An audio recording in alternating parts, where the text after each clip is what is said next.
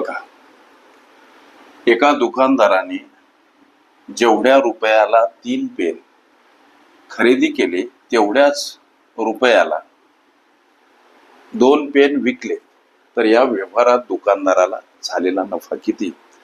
असा प्रश्न सोडवायचा कसा? लेकरांनो, प्रश्न सोडवत असताना एका दुकानदाराने जेवढ्या रुपयाला 3 पेन खरेदी केले, म्हणजे केवढ्या रुपयाला, हा प्रश्न इथे निर्माण होतो. मग 3 पेनची खरेदी किंमत, गोष्टी लक्षात घ्या, 3 पेनची खरेदी किंमत किती व्हावा, हा प्रश्न आम्ही मनाशी विचारला पाहिजे. उदाहरणार्थ 3 पेनची खरेदी किंमत 100 रुपये समजू.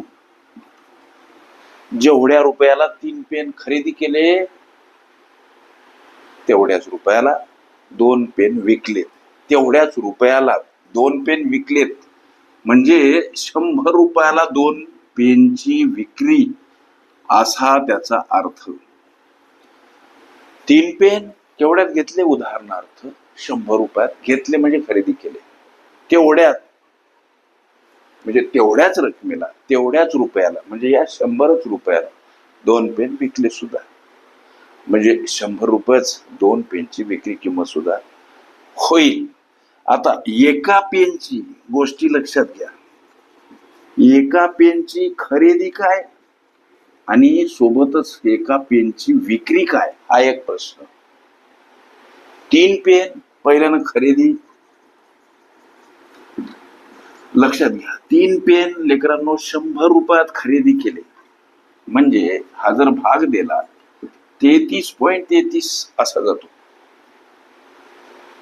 म्हणजे एका पेनची ही खरेदी, लक्ष द्या, किती हो? 33.33 रुपये. आता विक्री किती?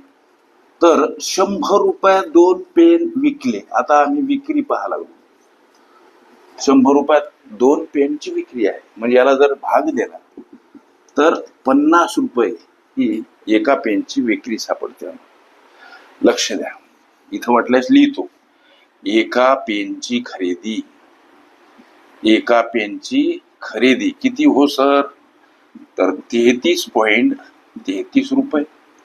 इथं व्यवहार काय म्हणते की एका पेनची विक्री किंमत काय हो सर?